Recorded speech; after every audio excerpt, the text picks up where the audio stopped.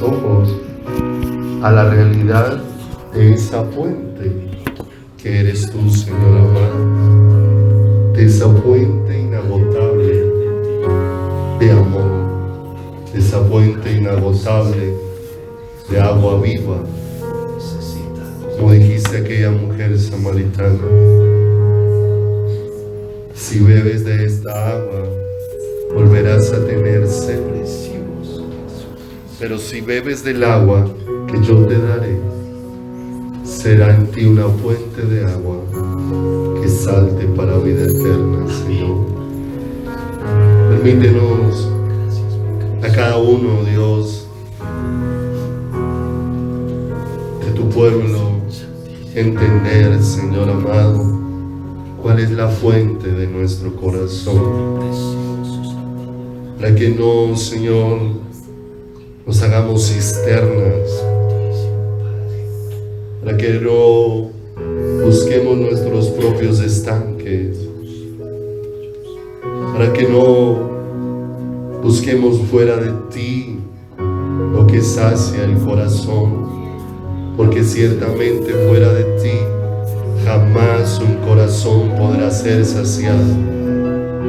Solamente lo puedes saciar tú, la fuente inagotable, inextinguible, esa fuente gloriosa y hermosa, ese río de tu presencia, como dice tu palabra, que todo lo que toca aquel río se llena de vida, Señor.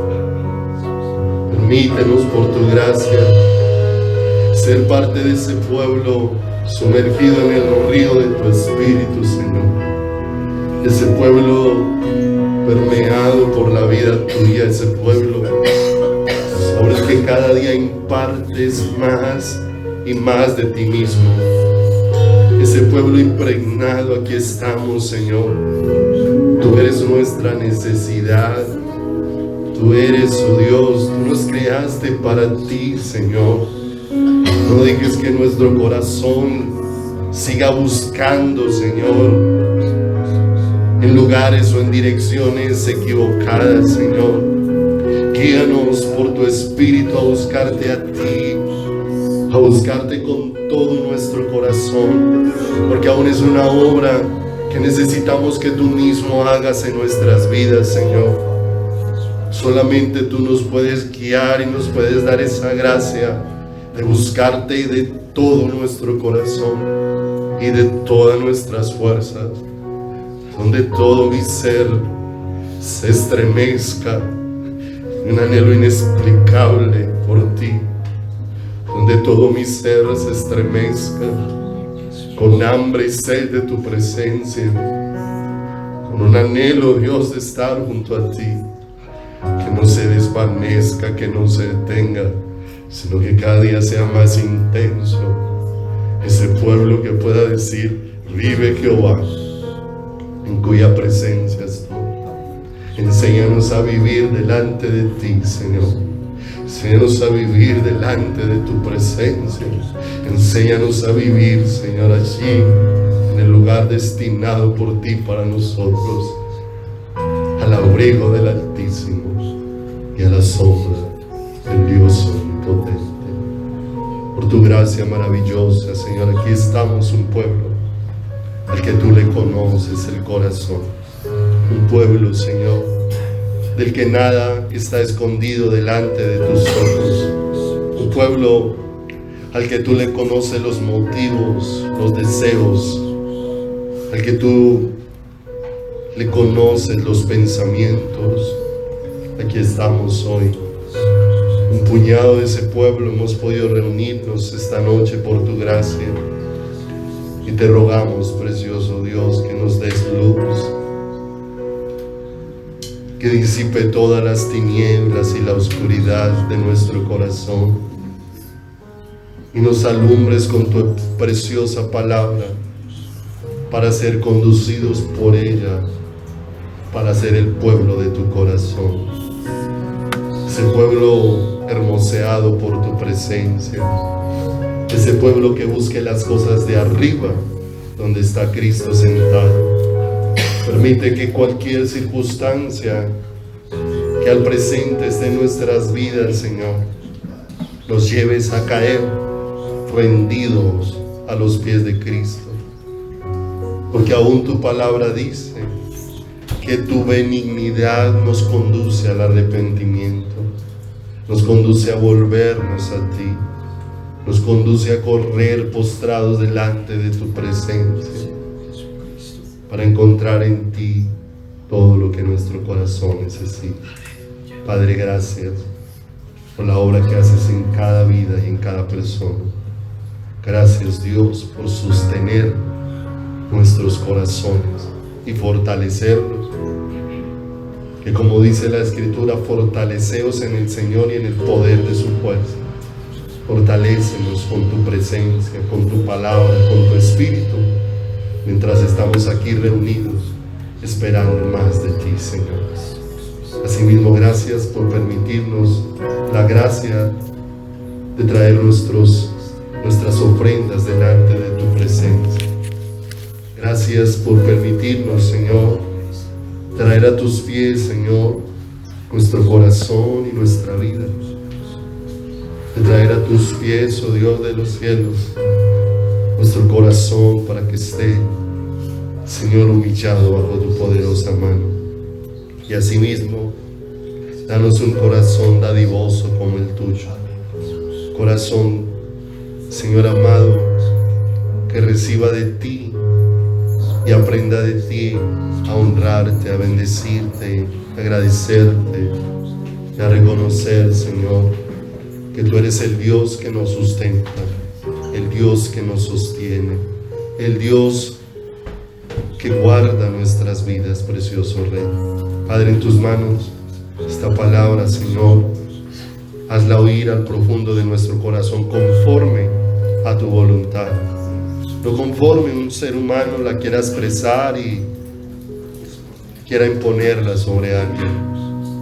Señor, que seas tú el que escribas en nuestro corazón, como dice tu palabra, que nosotros somos cartas escritas por Cristo, no cartas hechas solo de letra, sino por tu Espíritu, Señor. Permítenos, precioso Dios, esta noche poder, Señor, ser edificados en tu santísimo temor y entender más, Señor, de ese llamado santo que has hecho a nuestras vidas. En tus manos ponemos este tiempo con acción de gracias, en el soberano nombre de Jesús. Amén y amén, Señor. Amén.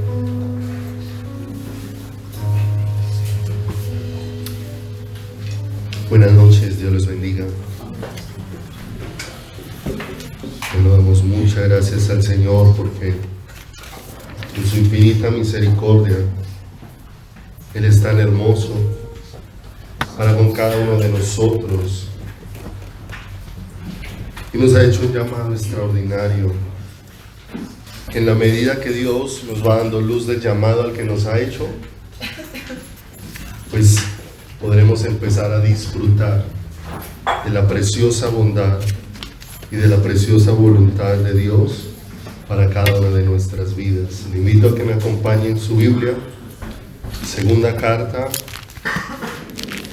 a los Corintios. Segunda carta a los Corintios, en el capítulo número 4, en el versículo número 1.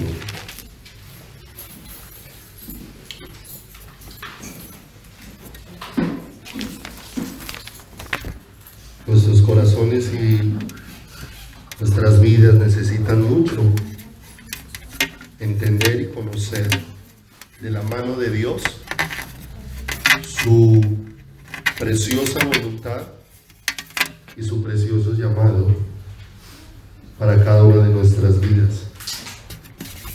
Tratar de entender las cosas de Dios en nuestras fuerzas será imposible,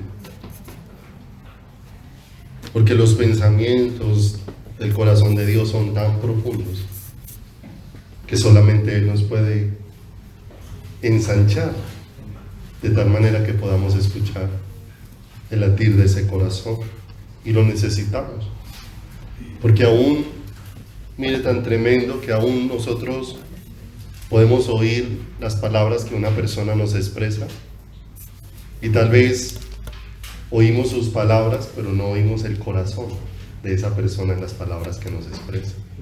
Y entonces nos damos cuenta cuánta sensibilidad necesitamos de parte de Dios en nuestro corazón, para oír más allá de las palabras, para oír más allá de las letras, para ir más allá de las expresiones y poder escuchar. Aquí dice en el capítulo número 4, verso 1, por lo cual.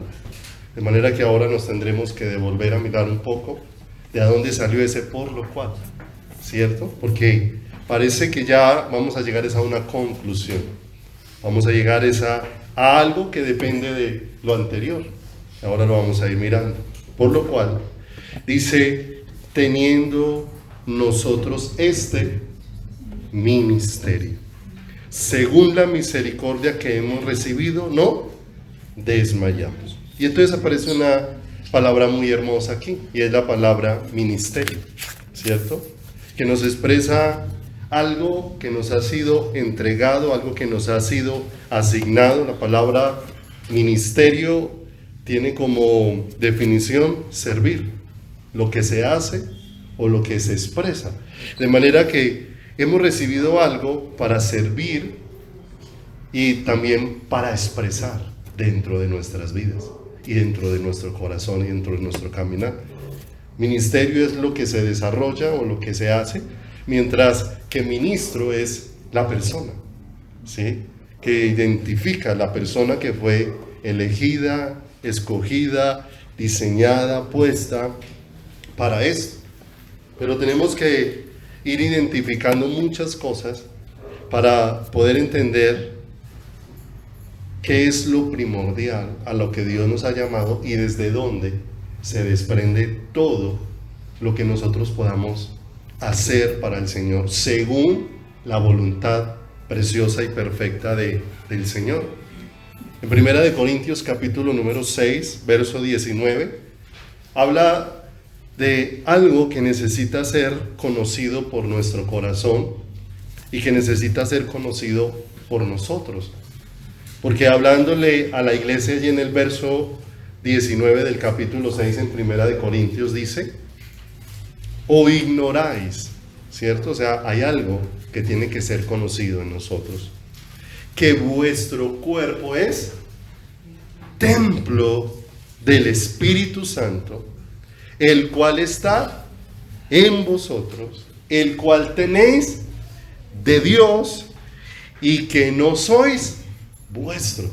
Y esto nos habla de algo bien tremendo que necesita ser grabado dentro del corazón, ¿cierto? Porque ignorar esto es lo que hace que tantas veces caminemos desligados del Señor, haciendo nuestros propios pensamientos, caminando en los propios deseos de nuestro corazón, tantas veces creyendo tener una mejor opinión que la de Dios en nuestro caminar. Y no quiere decir que Dios no nos pueda dar sabiduría, sino que todo tiene que estar ligado y en dependencia al Señor. Y dice en el versículo número 20, porque habéis sido comprados por precio. Y sabemos cuál es el precio, la Biblia lo ha explicado, que no fuimos comprados con oro corruptible, ¿cierto? Sino con la preciosa sangre de Jesucristo. O sea, un costo demasiado alto. Porque si pudiésemos reunir cuánto oro físico, el metal llamado oro, pudiese reunirse y recogerse de toda la tierra, ¿cuántas montañas pudiesen hacerse de oro? Y cualquiera mirar esas montañas y llegar a la conclusión de que es incalculable el valor que puedan tener esas montañas de oro. Si un lingote, una pequeña pieza de 1 kilo, no sé cuánto pueda pesar, tiene un valor inmenso, ¿cuánto pudiese tener todo el oro de la tierra reunido? Pero el Señor nos deja ver que todo el oro de la tierra reunido no alcanzaba para pagar el costo de tu vida. No alcanzaba. Y entonces uno mira y dice, wow, ¿cuánto valdría todo el oro del mundo monetariamente?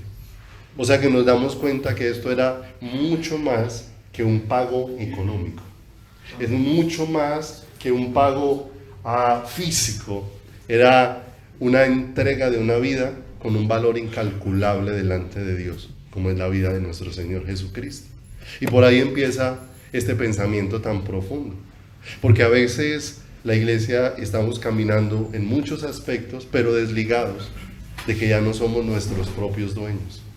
Desligados de que no nos compramos nosotros a nosotros mismos. Aún en el Antiguo Testamento dice que no nos olvidemos que no nos hicimos nosotros a nosotros mismos, sino que nosotros somos hechura de Dios, hechos por la bendita mano de Dios.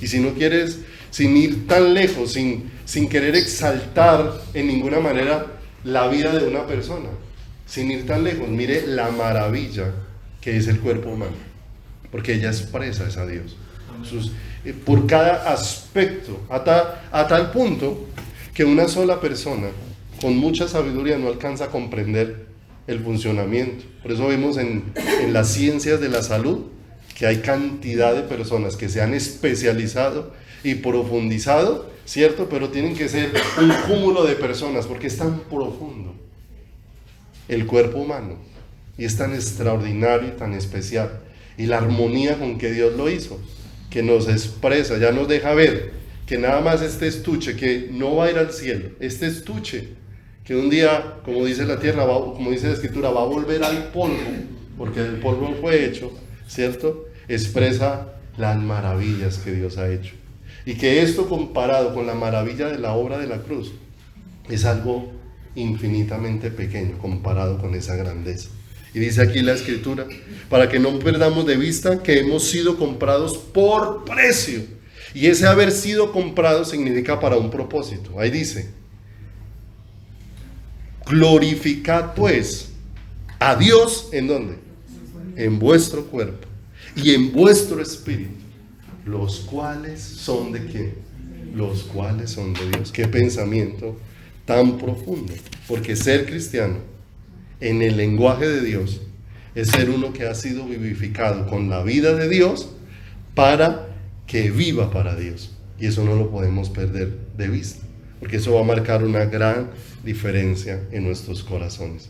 Tenemos un llamado especial que en algunas veces lo hemos visto en Filipenses 3:12 al 14, ¿sí? Dice la escritura, cuando Pablo está hablando del privilegio de haber sido escogido por Dios, de haber sido llamado por Dios, dice, no que lo haya alcanzado ya, ¿cierto? Está hablando un hombre que aunque había vivido muchas cosas en el Señor, él decía, pero Dios no ha terminado conmigo, Dios no ha acabado su obra en mí, lo que Dios tiene planeado conmigo todavía no se ha terminado, Dios lo terminará construyendo todos los días de tu existencia sobre la faz de la tierra.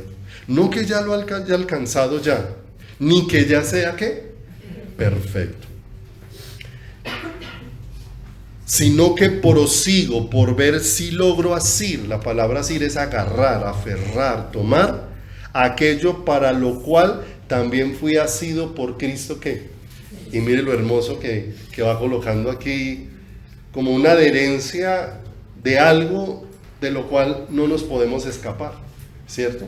Porque no es solamente siendo tomado por Cristo para algo, sino un corazón siendo llevado a abrazar aquello para lo cual fue tomado por Cristo. O sea, como una doble unión que hace algo inseparable dentro de ese camino. Recuerden que cuando hemos estudiado Cantar de los Cantares, encontramos un pensamiento allí hermosísimo, cuando como el corazón de Cantares es, yo soy de mi amado y mi amado es mío, como un apoderamiento mutuo, no solamente Dios apoderándose de mi corazón, sino mi corazón también aferrándose con todas las fuerzas al Señor.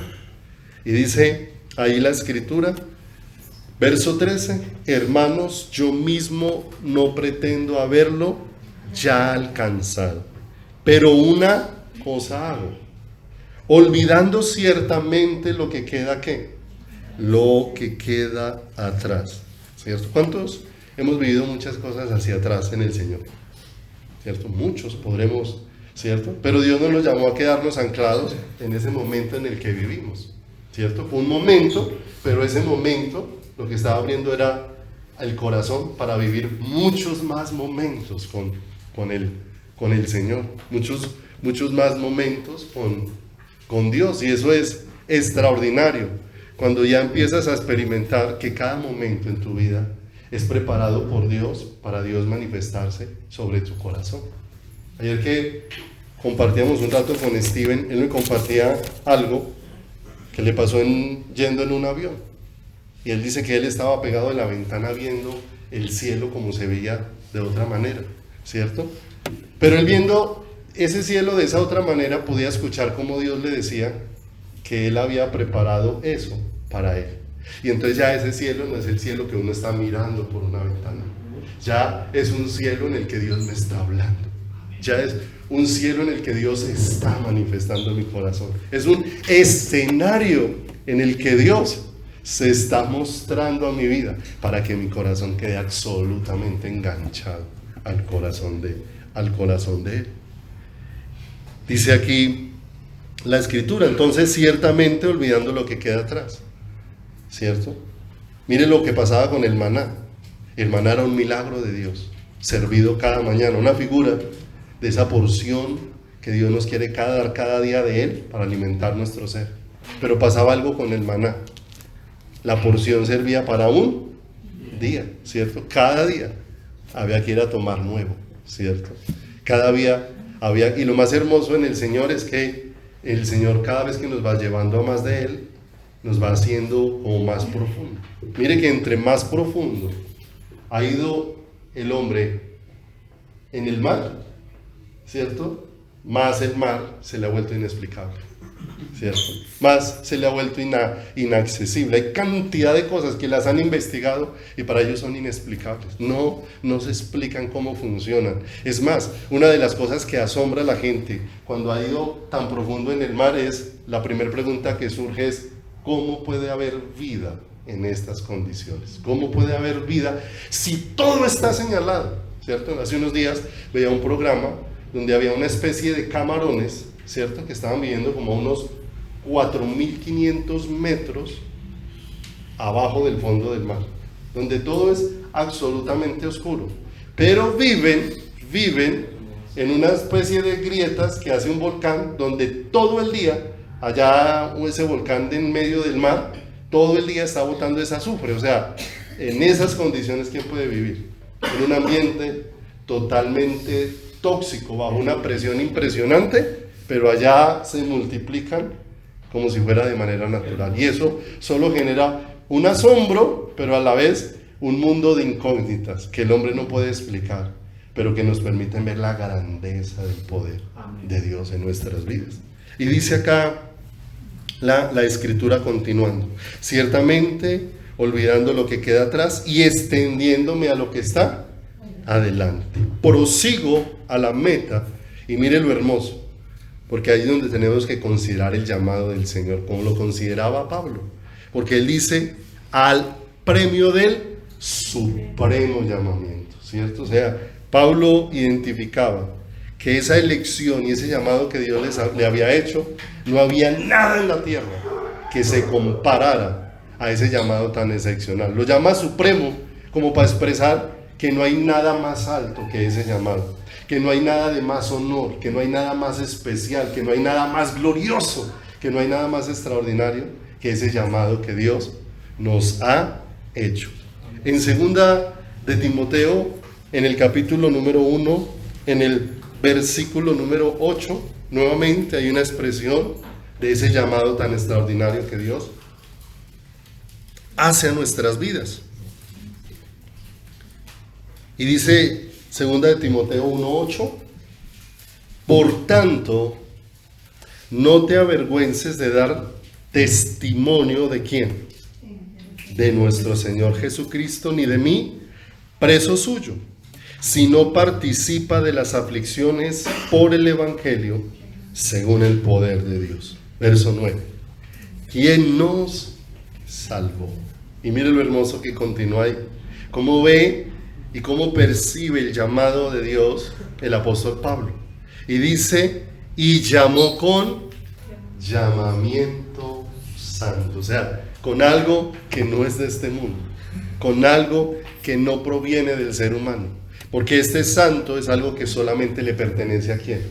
Al Señor. Es algo de la naturaleza de Dios, es algo que jamás podrá ser fabricado por el ser humano. El ser humano trata de ser el santurrón, ¿cierto? Trata de hacer esas imitaciones de que no rompe un plato, de que no se equivoca, de que no comete errores, ¿cierto? Pero eso no tiene que ver con la santidad, porque a veces exteriormente somos como muy celosos con muchas cosas, pero a veces el mismo celo que hay en el exterior no es el mismo que hay en el interior.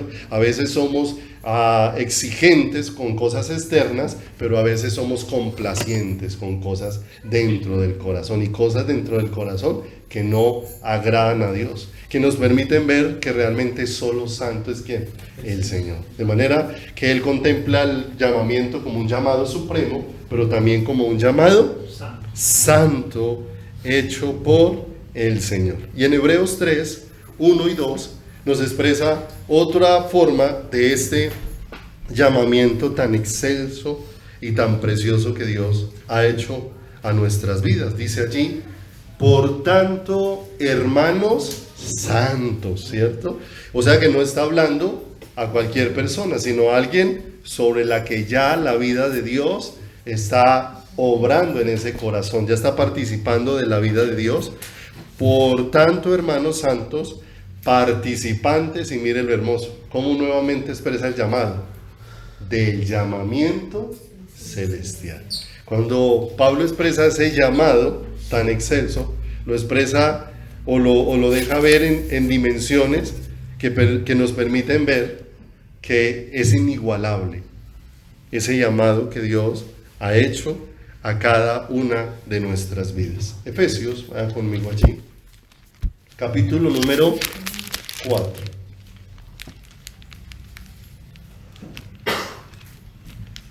Efesios, capítulo número 4, en el versículo número 11. Ahora que empezamos leyendo Corintios sobre que todos nosotros tenemos un ministerio, ¿cierto? Un ministerio. Y dice aquí, en Efesios capítulo 4, verso 11, y mire lo hermoso y lo precioso de Dios. Hay cosas que Dios no le delegó a nadie. El ser humano es el que se apropia de cosas que Dios no le ha dado. Porque aquí dice, y Él mismo constituyó. De manera que hay cosas que Dios no delegó jamás al cuerpo de Cristo. Y mire lo hermoso, hablaba con algunos hermanos y les decía, ¿cómo sería el cuerpo humano? Hablemos del cuerpo físico. Si Dios le hubiera dado al hombre la potestad de dónde poner los ojos, dónde ponerle las orejas, dónde poner la nariz, dónde ubicar los brazos, dónde ubicar el ombligo, ¿cierto? ¿Qué clase de ser hubiésemos formado? Con toda seguridad que hubiésemos formado un monstruo.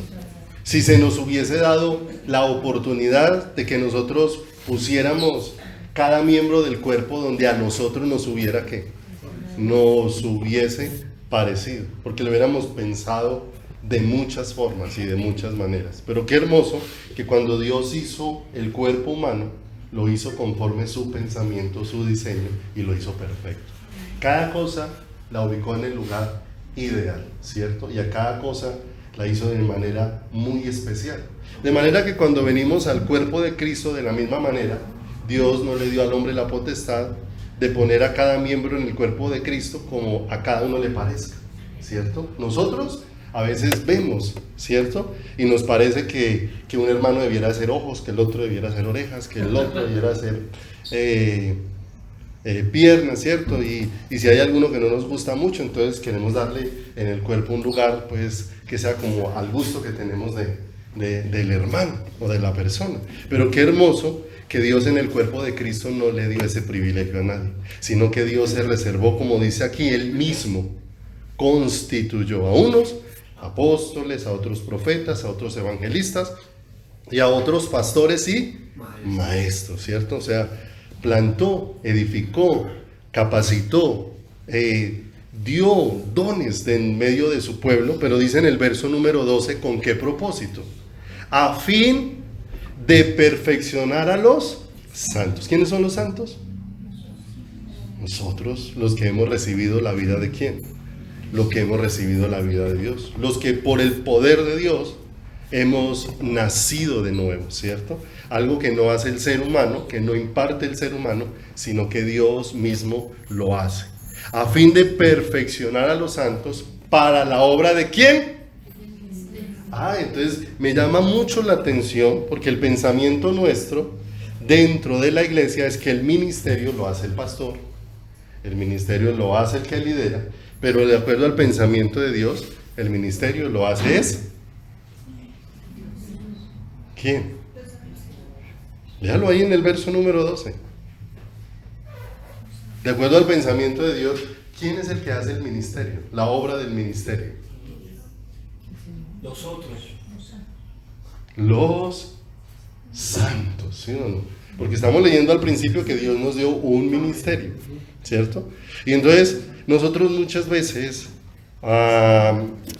estamos esperando que todas las cosas que sucedan en nuestras vidas sucedan por la acción de otro, por la acción de otro.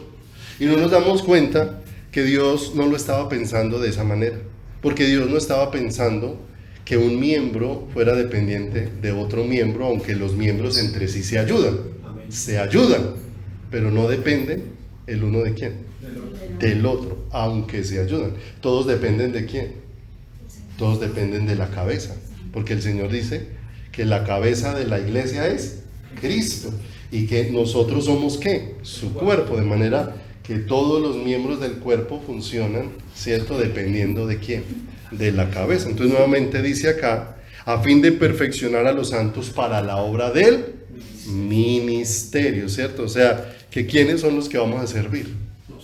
¿Cierto? ¿Nosotros quiénes? Todos los santos, los nacidos de nuevo. ¿Con qué propósito? Para la edificación del cuerpo de ¿quién? De Cristo, con un propósito, hasta que todos lleguemos. ¿Quiénes? ¿El pastor? ¿Los líderes de alabanza?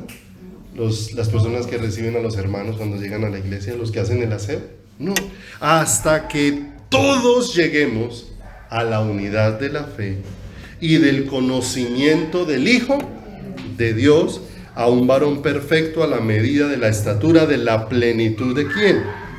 De la plenitud de Cristo, de manera que el Señor traiga madurez a todos los miembros del cuerpo, ¿cierto? Dejémoslo hasta ahí nomás y vaya conmigo entonces nuevamente a Corintios, donde empezamos, segunda de Corintios. Entonces sabemos que ¿quién es el que va a hacer la obra del ministerio? ¿Quién? Es muy importante que lo entiendan esta noche, ¿cierto? Nosotros somos los que vamos a hacer la obra de ¿qué? Del ministerio. No olvide que ministerio es un servicio y ministro, ¿cierto? Es la persona, ¿cierto? Dispuesta para ese ¿qué? Dispuesta para ese servicio. Entonces, mire lo hermoso, porque cualquiera pudiera estar pensando, ¿qué entonces querrá ponernos a hacer el pastor? Porque a veces pensamos en cómo pudieran distribuirse un mundo de tareas y de asignaciones, pero lo que queremos es pedirle al Señor que nos permita ver cuál es el deseo de Él. 4.1, vuélvalo a leer conmigo. Por lo cual, no olvide que entonces tenemos que ir a mirar de a dónde viene eso. Por lo cual, teniendo nosotros, 4.1 de segunda de Corintios, ¿qué?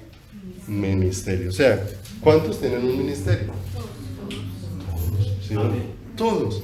Y con ese ministerio sabemos que es para la edificación del cuerpo de Cristo hasta que todos lleguemos a la unidad de la fe, a la estatura de un varón perfecto, conforme a la estatura de ¿quién? De Cristo, ¿cierto? Entonces fíjese que todos vamos pasando procesos. En el proceso de madurez vamos pasando etapas en nuestras vidas, que muchas veces lo que nosotros queremos es hablar como el pastor, caminar como el pastor, masticar chicle como el pastor, y entonces nosotros creemos que ya no estamos pareciendo a Cristo porque nos parecemos a una persona, ¿cierto? A una persona.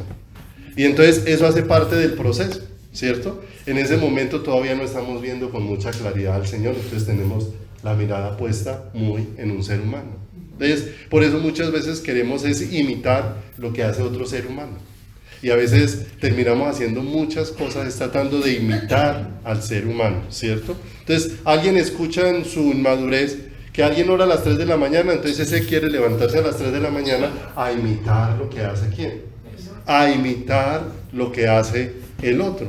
Pero cuando miramos aquí dice, cada uno tenemos un ministerio, por lo cual teniendo nosotros este ministerio, según la misericordia que hemos recibido. O sea, ¿por qué razón lo hemos recibido? Un regalo de Dios. Dice, no desmayamos. Y no desmayar quiere decir que todos los días estamos recibiendo fuerzas para continuar en ello, para proseguir adelante, para permanecer. Pero entonces ahora vamos a mirar dónde empieza ese ministerio, porque ahí es donde está el orden. Devuélvase al versículo número 18 del capítulo número 3. Aquí está el por tanto. ¿De dónde viene? ¿Cuál es el ministerio que Dios nos ha dado de manera primordial? ¿Y cuál es ese llamado que leímos ahora, supremo, santo y celestial, incomparable? Dice el 3:18. Por tanto, ¿quiénes? ¿Nosotros quiénes? Ay, o sea que ¿cuántos están incluidos? Todos los que han nacido de nuevo. Por tanto, nosotros todos, mirando a cara descubierta, como en un espejo, la gloria de ¿quién? La gloria del Señor. Y empezamos a mirar que todos hemos recibido un llamado y hemos recibido un ministerio, ¿cierto?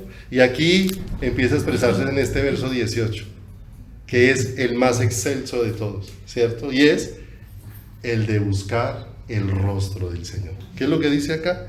Por tanto, nosotros todos, mirando a cara descubierta. Toda la narración anterior habla del velo que había puesto y de cómo Moisés ponía un velo y cómo hay un velo que todavía sigue puesto en la vida de los judíos. Pero nosotros vemos que dice la Escritura que el velo es quitado cuando nuestros corazones son convertidos a Cristo. Es quitado el velo, ¿cierto? O sea, es quitado eso que nos mantenía separados de Dios, porque no solamente el velo era la ceguera, sino que el velo era que no sabíamos qué acceso teníamos a la presencia gloriosa y maravillosa del Señor.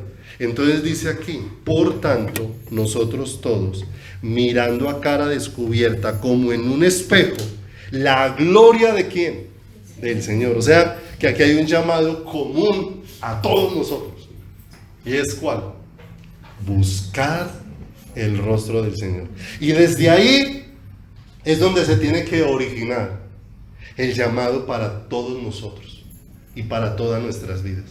Y desde ahí donde se tienen que originar todas las cosas que se muevan en nuestro corazón y en nuestro caminar. Porque ciertamente, como el ser humano le gusta mucho la copia, le gusta mucho mirar, le gusta mucho qué cosas le agradan, y esas cosas que son agradables, muchas veces queremos traerlas y ponerlas a funcionar. No olvide que el hecho de que algo funcione no significa necesariamente que eso sea del agrado del Señor. No significa que necesariamente eso sea lo que es la voluntad de Dios para nuestras vidas y para nuestros corazones, ¿cierto? Personalmente, cuando tenemos la oportunidad de visitar algún otro lugar, ¿cierto? Y vamos solamente a escuchar, siempre mi inclinación es, no venimos a mirar lo que hacen, venimos a recibir de Dios. ¿Qué es lo que Dios, en lo que expresó hoy, quería manifestarse a mi corazón? porque si no, entonces yo voy y miro que es que cómo se hace allá, y entonces cómo trato de poner eso en la congregación, y entonces termino desligado ¿de quién? De la voluntad del Señor, del propósito de Dios, porque muchas veces aún comparte uno con los hermanos, y a veces, pastor, Dios, tengo esto, quiero hacer esto, yo está bien, pero siempre les pregunto, ¿de a dónde salió eso? O sea, ¿de dónde surgió lo que usted quiere hacer? ¿Y por qué la pregunta? Porque es esencial. Si lo que surgió o lo que hay en tu corazón surgió de esa relación con Dios, entonces eso va a tener mucha firmeza, porque pase lo que pase, tú vas a seguir en eso, porque estás atendiendo a lo que Dios te dijo, y el que lo grabó en tu corazón es ¿quién? Es Dios.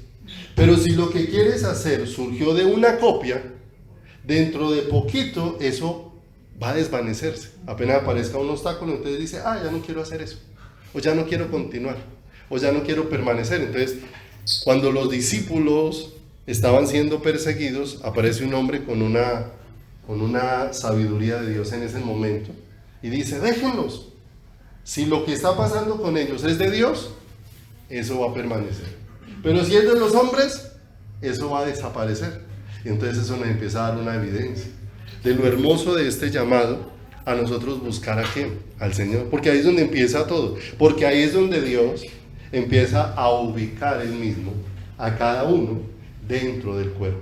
Entonces ya Dios, ¿cierto? Entonces ya no estamos amargados, porque a veces, como no entendemos por dónde empiezan las cosas, entonces a veces nos amargamos porque muchas veces yo lo que quería hacer era ojos y me pusieron de oreja, ¿cierto? Entonces, como estoy como en el lugar equivocado, entonces, pero si lo escucho del Señor, y si Dios fue el que permeó el corazón con eso, y si Dios fue el que lo traspasó, yo le pregunto, ¿no va a ser un deleite para ti y para tu corazón? ¿Cierto? No importa si lo que Dios te permite hacer sea sencillo y poco visible, o si lo que te permite hacer es muy, muy visible. Y eso que a veces perdemos de vista, que a veces la persona cree que entre más visible Dios lo hizo, era porque la persona tenía más capacidades. Y el Señor lo expresó, fue al revés, dijo, al que hice más visible, era el que tenía más necesidades, ¿cierto? Dice que al más frágil le dio un lugar de mayor honor, pero le dio un lugar de mayor honor precisamente debido a toda la fragilidad que tenía Dios en su misericordia para sostener esa vida y para sostener ese corazón. Entonces, si todo surge de ahí, ¿cierto? ¿Por qué Pablo está tan decidido a proseguir adelante? A seguir a la meta, a no abandonar lo que Dios, lo que Él está anunciando.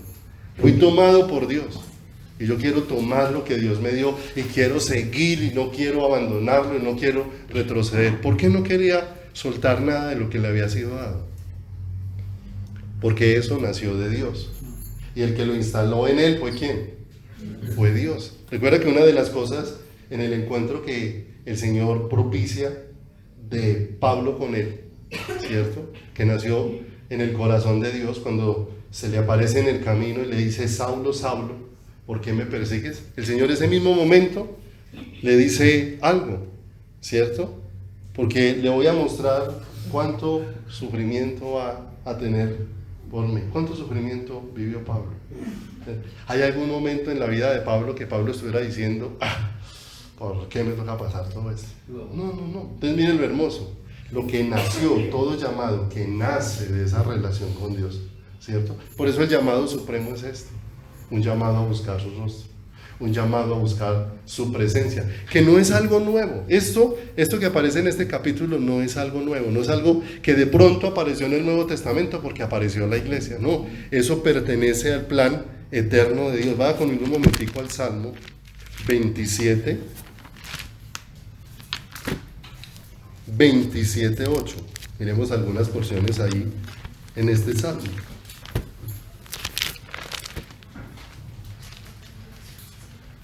Salmos,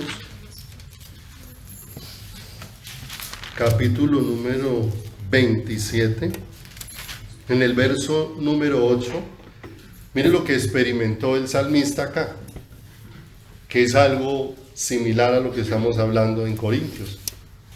Mi corazón ha dicho de ti, busca mi rostro. Y mire lo hermoso. ¿Quién puso ese deseo en el corazón? ¿Quién plantó esa huella? ¿Quién puso esa marca?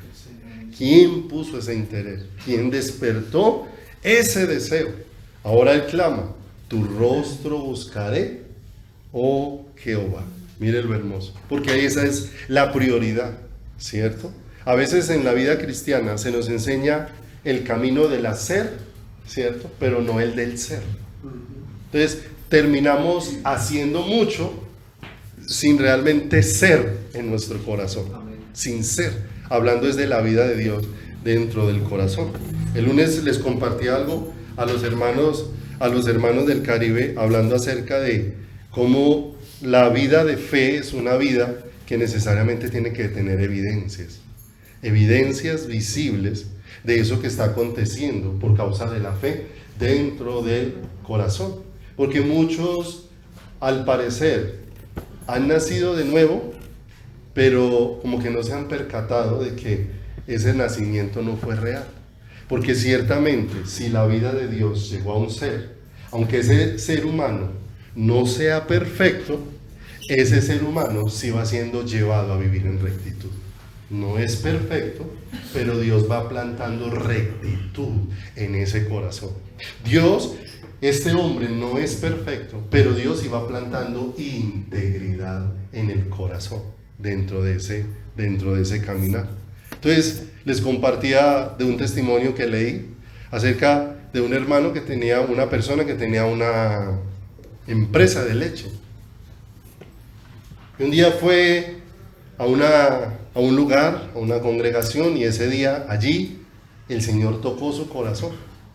En medio de la reunión él sintió como Dios vino y lo visitó y le permitió una experiencia especial con él. Pasó eso esa noche y nadie le ha explicado muchas cosas que tal vez no se deban hacer o sean incorrectas. A la mañana siguiente reunió a todos sus empleados y les dijo: a partir de hoy no vamos a volver a robar con la leche. A partir de hoy no le vamos a volver a echar jamás agua a la leche, porque ahora soy cristiano. ¡Wow! O sea, aconteció algo poderoso en la vida de la persona, porque el cristianismo de hoy es: yo soy cristiano pero sigo robando, yo soy cristiano pero sigo mintiendo, yo soy cristiano pero sigo fornicando, yo soy cristiano pero sigo revolcándome en una cantidad de cosas. No te engañes, no eres cristiano. Si eres cristiano y la luz de Dios llegó a tu corazón, esa luz va a producir un cambio dentro de tu vida, va a producir un cambio dentro de tu ser. Porque tal vez muchos un día, cuando sean llamados a cuentas, sí, uno convencidos de que tenían una puerta amplia para entrar al cielo, se van a encontrar por una puerta abierta, pero en otra dirección. Y en otra dirección, porque ciertamente la luz de Dios llegó a tu corazón, no para que sigas viviendo en tinieblas, no para que sigas viviendo en oscuridad. Y ejemplos de esos hay en la palabra innumerables. A mí siempre me sorprende Rahab, la mujer que vivía en las murallas de Jericó. Esa mujer allá era identificada como una mujer que se prostituía, ¿cierto? Pero la misericordia de Dios le alcanzó, ¿cierto? Y Dios le guardó de una manera sobrenatural. Se cayó todas las murallas de Jericó, pero el pedacito donde Rahab vivía no se cayó. El Señor le había dejado allí una muestra de lo que ya había acontecido en la Pascua. Entonces ya allí no hubo sangre marcando, sino que había una cinta roja marcando la puerta. Pero ahora Rahab dejó de ser del pueblo de Jericó y ahora está en medio del pueblo de Israel. Pero lo que ella era antes ya no lo es en el pueblo de Dios. Ella no salió de ser una prostituta de Jericó para seguir haciendo ahora una prostituta con Dios en su corazón. No es posible eso. O sea, si se sigue en esa situación es porque Dios no ha venido al corazón. Sencillamente hemos abrazado una religión, hemos abrazado un cambio en los hábitos o en las costumbres, pero no hemos abrazado la vida de Dios. Porque sucedió un cambio tan profundo que aún más adelante leemos cómo ella está ahí entre los nombres de la genealogía que después trajo al Señor Jesucristo. O sea, Dios la sacó de su condición, pero no la dejó en la condición que estaba. La transformó y le hizo de una manera especial, como dijo Santiago: ¿tienes fe? Muéstrame tus obras. O sea, muéstrame, tienen que haber evidencias de lo que va aconteciendo en el corazón. No somos perfectos, pero sí va apareciendo pureza de Dios en el corazón. Pero sí va apareciendo de parte de Dios en el corazón muchos aspectos que van evidenciando que la vida de Dios realmente se está instalando. ¿En dónde? En ese corazón. Mi corazón ha dicho de ti, buscar ¿qué? Mi rostro, tu rostro buscaré. Y leímos en Corintios, ¿por qué es tan importante donde empieza todo? Porque ahí dice, ¿cierto?, que nosotros vamos siendo transformados de gloria en gloria, de victoria en victoria, en su misma imagen por la acción de su Espíritu. O sea, es ahí en ese buscar el rostro del Señor donde el Señor me va transformando a su imagen. Por eso es tan peligroso el cristianismo que hoy muchos quieren vivir, un cristianismo con cero relación con el Señor. Sí, la relación con la iglesia es buena, siempre y cuando la relación que tú tengas con Cristo sea mayor que la que tienes con la iglesia. Porque si la dependencia tuya es solo de la relación con la iglesia no puede cambiar vidas. La iglesia no puede cambiar corazones. La iglesia no te puede transformar a la imagen de Dios. Es algo que Él se reservó en esa relación íntima con Él. Por eso dice, buscad ¿qué? Mi rostro. Y lo que clamó el salmista, tu rostro buscaré. Salmo 24, vaya allí. Pero yo quisiera que este salmo, por hoy de manera particular, lo leyéramos al revés. Ya le voy a decir cómo. El Salmo 24, en el versículo número 6, vamos a leerlo del 6 y después del 5 y vas a entender por qué. Tal es la generación de los que te buscan. Entonces va a expresar que así es un pueblo que está buscando ¿a quién? Al Señor. Dice el verso 6. De los que buscan ¿qué? Tu rostro, oh Dios de Jacob. Tal es la generación. Así son. Es lo que se empieza a ver en ellos. Entonces devuélvase y lo va leyendo de para atrás. Verso 5. El que busca el rostro de Dios, él recibirá bendición de Jehová y justicia del Dios de ¿qué? De salvación. Y si se devuelve al verso 4, el que busca el rostro de Dios va a ser limpio de manos, la obra de Dios en él, puro de corazón, la obra de Dios en él, el que no va a elevar su alma a cosas vanas, el que no va a jurar con engaño, ¿cierto? Porque si lo lee, primero dice esas cosas y dice, tal es la generación de los que buscan al Señor, de los que buscan tu rostro, oh Dios de Jacob. Entonces te das cuenta cómo todos tenemos ese ministerio. Como lo vimos en Corintios, todos tenemos este ministerio. ¿Cuál ministerio? El de tener una relación personal con Dios, buscar al Señor, y que de ahí es donde surja todo lo demás. ¿Usted ha visto alguna vez un miembro de su cuerpo en conflicto con el otro miembro? ¿Sí? ¿Le ha pasado alguna vez que con sus ojos miró para allá y uno de los ojos le dio para mirar para el otro lado? ¿Cierto que no? No hay conflicto. Entre los miembros del cuerpo hay conflicto. No.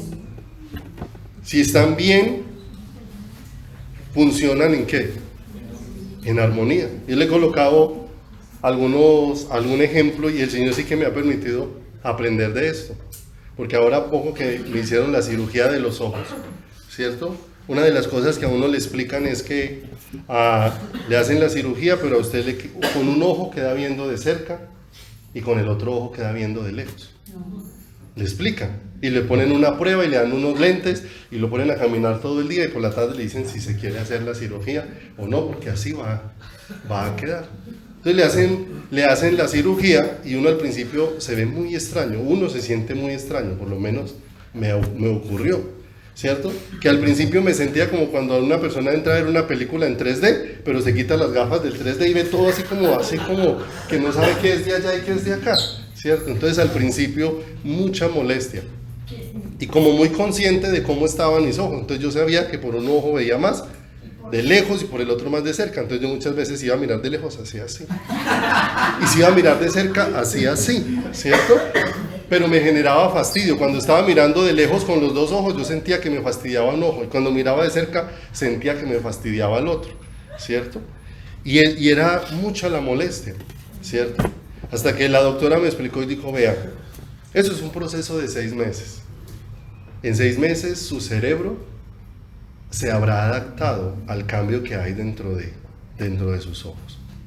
Y en 6 meses va a haber un momento donde usted no se da cuenta cuando está mirando de lejos, pero el que está viendo es un ojo, el otro no está haciendo nada, pero el cerebro preparó de manera que usted no sienta la diferencia.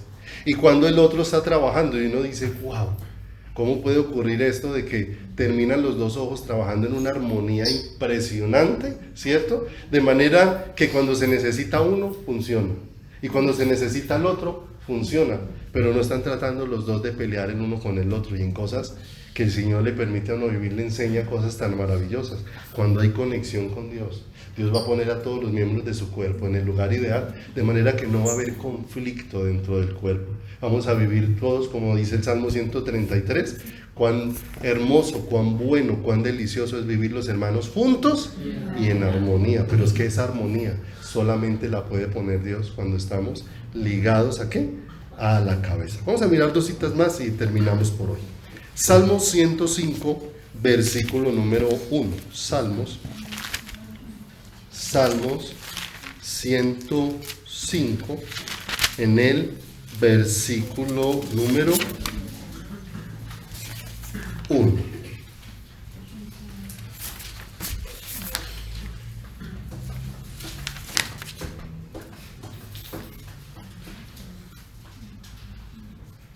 Mira lo que dice la Escritura: alabad a Jehová, invocad su nombre, dad a conocer sus obras en los pueblos, cantadle salmos, hablad de todas sus maravillas, gloriaos en su santo nombre, alégrese el corazón de los que buscan a Jehová. Y verso 4, buscad a Jehová y su poder, y buscad siempre ¿qué? Su rostro. Mira lo hermoso. Y segunda de Crónicas, capítulo número 7, 14, si Samuelito me acompaña por favor. Segunda de Crónicas, un versículo tal vez muchas veces conocido para la iglesia y para el pueblo del Señor. Y mira lo que dice: si se humillare mi pueblo, sobre el cual es invocado mi nombre. ¿Y qué le dice a ese pueblo? ¿Y qué? ¿Están leyendo ahí conmigo? Verso 14. Si se humillare mi pueblo, sobre el cual mi nombre es invocado, y oraren, y ay, mire lo hermoso, ¿sí? No sé, ¿hacia dónde va dirigida esa búsqueda? Esa humillación va dirigida a buscar ¿qué? Porque cuando empezamos a buscar su rostro, entonces se va a producir todo el resto que viene ahí, ¿cierto? Y se convirtieren, ¿cierto? Pareciera una acción nuestra, y no, es la acción de Dios, porque Dios es el que convierte el corazón, ¿cierto? Dios es el que hace esa transformación en el ser interior. Entonces mire hacia dónde llevó Dios a los que estaba llamando a humillarse, a que su oración fuera para buscar su rostro. Y cuando empieza esa búsqueda del rostro, entonces empieza el proceso de lo que Dios va haciendo. Como dice acá: se convirtieren de sus malos caminos, entonces yo oiré desde los cielos y perdonaré sus pecados y ¿qué? Y sanaré su tierra. ¿Cuántos tenemos ese llamado? ¿Cuántos tenemos ese ministerio? ¿Cuántos tenemos ese privilegio, ese llamado supremo, santo y celestial? Y si entendemos que esa es la prioridad, no vamos a tener pierde en todo el resto, porque todo va a proceder del Señor, todo se va a originar en Dios. Y no hay nada en la Biblia que tú puedas encontrar que se originó en Dios y causó la pérdida del hombre. Todo lo que se ha originado en Dios ha traído vida, ha traído salvación, ha traído eternidad y ha traído presencia de Dios al corazón del hombre. Amén. Vamos a orar. Padre, estamos muy agradecidos contigo en esta noche, porque solamente tú nos puedes enseñar, Señor, este camino, que es un camino mucho mayor que ocuparme de actividades y de necesidades, Señor. Porque ciertamente habrá momentos para la actividad y habrá momentos, Señor, donde, Señor, habrá que cubrir necesidades, Señor. Pero permítenos, Dios, entender dónde debe surgir todo y donde todo el pueblo, Señor, vamos a aprender a vivir en armonía, Señor, y es en la dependencia de ti. Señor, a veces creemos que el que ha de cumplir, buscando el rostro de Dios, es el que predica, o el que canta, o el que enseña la palabra, o el que tiene algún don especial. Señor, pero tú nos has dejado ver, Señor, que el llamado de buscarte, ese ministerio que nos has dado de servir a tu presencia, es un llamado para todos, que no hace acepción de personas por edad, por capacidad, por sexo, por habilidades, Señor. Es un llamado general a todo tu pueblo, desde el más pequeño hasta el más anciano. El llamado a buscar tu rostro, ese llamado a aprender a intimar contigo, ese llamado a aprender a estar en tu presencia, Señor, ese llamado a aprender a estar reposados allí, Señor, donde no estoy como loco que buscando hacer, sino donde estoy reposado en tu presencia, escuchando tu voz o tu dirección, escuchando cuando he de salir, cuando he de quedarme quieto, cuando he de hablar, cuando he de callar, cuando he de accionar o cuando he de esperar, Señor. Porque todo surge allí en tu presencia, donde tú nos vas a enseñar a depender de tus recursos, nos vas a enseñar a ver las cosas no a nuestra manera, sino a la manera tuya, Señor. Allí donde, Señor, tú vas a hacer todo en nosotros. Nos vas a enseñar a correr, Señor, a buscar tu consejo, tu dirección, a escudriñar tu palabra, para que, como un día dijiste a Israel, que cuando pusiera rey, el rey tuviera una copia de la palabra para que todos los días meditara en ella, para que le fuera bien y para que hiciera lo correcto delante de tus ojos, Señor. Pero también nos has dado la oportunidad en este tiempo de que podamos tener cada uno una copia de tu palabra, para que podamos correr, para que podamos experimentar lo que dijo el salmista. Señor, ya no estar buscando el consejo de malos, ni estar en el camino de los pecadores, ni sentarnos en la silla de los escarnecedores, sino un pueblo que pueda experimentar que en la ley del Señor está su delicia, y que en ella medita de día y de noche, y que se dará un fruto, ser un árbol plantado que junto a la corriente echa sus raíces, que dará su fruto en su tiempo, que su hoja no cae y que todo lo que hace prosperará. Porque siempre, Señor, prosperará tu voluntad, siempre prosperará tu propósito, y es lo que anhelamos, Señor, que se manifieste en nuestras vidas. Señor, te damos muchas gracias por permitirnos mirar un poco más de tu palabra, de tu consejo. Queremos poner en tus manos, Señor, nuestro corazón. Ayúdanos a entender, Señor, este ministerio tan especial al que nos ha llamado, el más alto e incomparable, de buscar tu rostro, de buscar tu presencia, de estar junto a ti, y que allí, Señor, tu gloriosa presencia produzca una transformación tan profunda en mí, que todo mi ser pueda expresarte a ti, Señor. Gracias te damos y te bendecimos. Guarda nuestros alimentos.